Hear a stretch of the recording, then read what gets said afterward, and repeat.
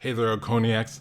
This is Dallas from All My Favorite Things from the Screen, and we're here with what could be some episode titles for Season 2 of Only Murders in the Building. This comes from TV Time, a website and app that tracks TV shows. This info hasn't shown up on IMDb or anywhere else that I've been able to verify, but just in case it is, I thought it would be fun to try and guess what might be going on in each episode. So I've come up with a sort of synopsis or idea of what we might see based on the titles given. Season 1 episode titles were often self-explanatory, with titles like Who is Tim Kono, going into who Tim is, and How Well Do You Know Your Neighbors, looking into residents of the Arconia as potential suspects. Some have been a bit of a play, like The Sting, where the trio make their own sting operation to get the musical artist Sting to admit to his crime. These ideas are total shots in the dark, but I'm trying to have some fun, and I hope you like it. Episode 1, Framed. This is obviously going into the fact that our podcasters were framed for the murder of Bunny. I imagine that there will be a big speech by Oliver out front of the courthouse, likely the opening scene where he proclaims this. I think that the show will indeed open up with them being found not guilty in court or just released and no longer being persons of interest. I also think that this will have them talk to Detective Williams and other tenants of the Arconia, some of which may not believe that they are still innocent, and they must go around proclaiming that they have been framed. Episode 2, Persons of Interest. I think this episode will reflect the Season 1 Episode 2 of How Well Do You Know Your Neighbors, where the team is looking at a few suspects as persons of interest in that season's death. Like the episode How Well Do You Know Your Neighbors, I do think that Howard will be revisited as a suspect early on. This episode is likely to be filled with red herrings and likely where we meet Amy Schumer's character. I would also look out to see if Oscar or his father are not named as persons of interest, as it may show a hand that one of them could have something to do with the murder. Episode 3, The Last Day of Bunny Folger. Like episode 2 of the first season, Who is Tim Kono, I think that this will give us quite a bit of information on who Bunny is. Our podcasters will talk to Uma and others in an attempt to figure out what Bunny did the day she died. I'm not sure if this will take place the same day they figured out that Jane was the killer. It seems like it was a separate day, as Charles had to go to the hospital to get his stomach pumped, Mabel finished the mural, and then the trio met up to record the last episode of the podcast, and then the celebration where they went up to the rooftop. I mentioned before in the sneak peek breakdown that there is a couple frames of a person holding a knife, and behind them is another person wearing an Only Murders hoodie. I believe that shot is a flashback to Bunny's death. We could see that frame when the group trying to figure out what was going on, or later in the season when we see what actually happened to Bunny. Episode 4, Here's Looking at You. Here's Looking at You is a reference to one of my favorite films, Casablanca, where Humphrey Bogart says, "Here's looking at you, kid," to Ingrid Bergman. Here's looking at you, kid. Here's Looking at You is a toast to a person, meaning I hope so or good luck. It was one of the last lines of Casablanca where the two main characters had to part ways. If we were to take this toast a little more literally, it could also be a toast to a kid, Lucy, Charles' ex-girlfriend, Emma's daughter. I think it would be interesting to see Emma come around now that Charles is a popular person. He solved a murder and then became a murder suspect and was likely cleared of it. She might find it all exciting, but Charles, being the bigger person, still knows that this isn't the life or situation Lucy, a literal kid, should be in. The age of Lucy seems to be a little iffy, but if I'm going to guess, tops 19 years old. Charles, wanting to protect her from whoever framed them, will likely have to push her away, just as Humphrey Bogart did to Ingram.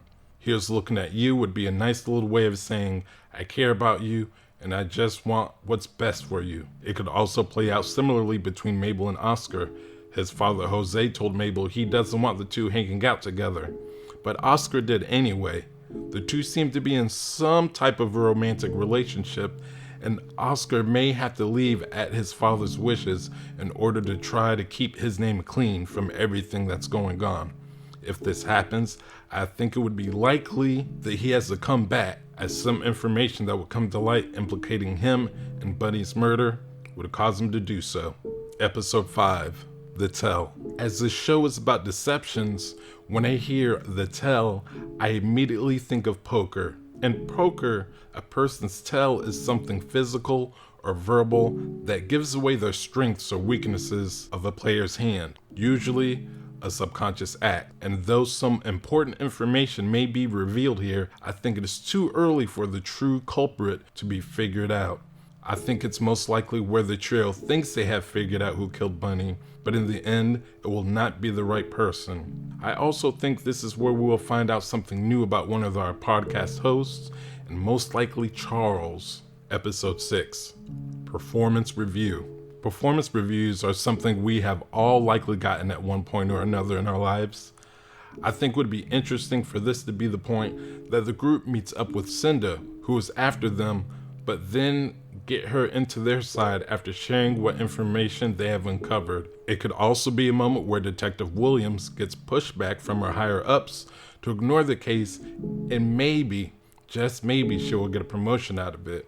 I'm a staunch supporter of the idea that there are people inside of the police that knows what happened, and this could be a point where some of them show themselves. Episode 7, Flipping the Pieces. I believe that flipping in this context means to resell something, though it's often used for things a person can fix up and then sell for a higher price, like furniture or houses. It's not always the case.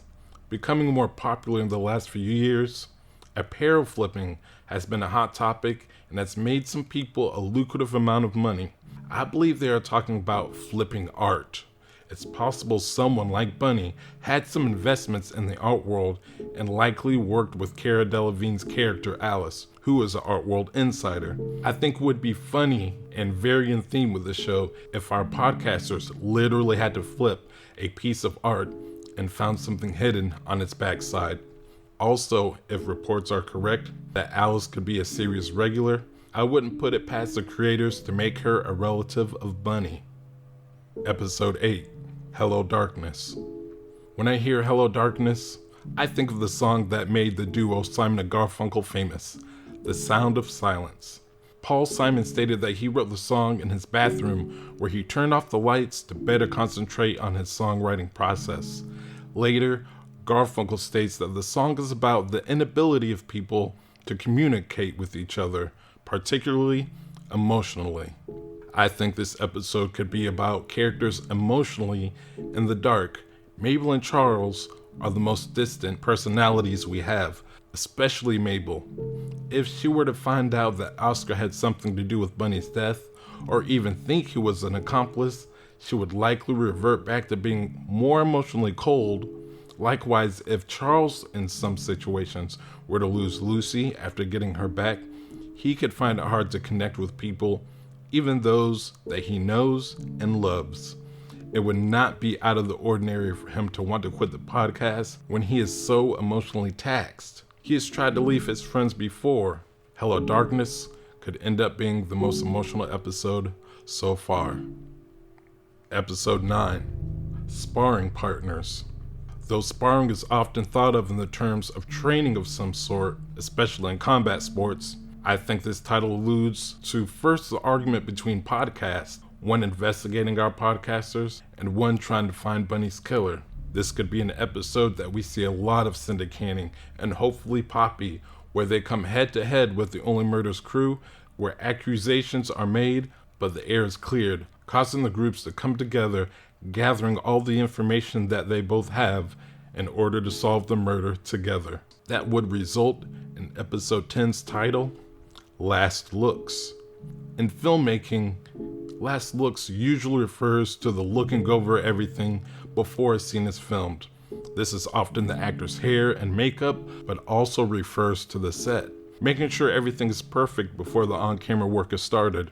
Likewise, our team will give their last looks over all of the information they have collected, including what was given by Sanda, in order to put out the closing episode of the podcast season, and in it, they would name Bunny's murderer. But I think, as usual, something was overlooked, and during the recording of the episode itself, the true killer will be seen for who they are. Those are my quick little ideas for some possible things and themes that might happen within these episode titles. Again, we're not even sure if these are correct, but if they are, I'm liking what I'm seeing so far, and they do sound like titles that could happen for the show. Before I end this video, I know that we are just under 2 months for the season 2 premiere. It's been a month since we got a sneak peek, and we're all waiting for a second trailer. When we get it, expect me to go through it frame by frame in order to figure out who killed Bunny and anything else that seems pertinent to this season. Also pretty soon, all of my favorite things from the screen will be a podcast where I'll talk about some of my favorite TV shows and movies and things like that. Episode reviews for season 2 of Only Murders in the Building will be there before YouTube, only because releasing audio is a lot quicker than making a whole video. But they will still be here, hopefully the day after each episode airs. All other theory videos and extra things like that will continue to be released here on the channel. I've got a video for the TV show Ozark coming out in a few days, and if you're caught up with that show, you might enjoy that. Either way, thank you for being here. It's much appreciated, and I'll catch you on the rooftop.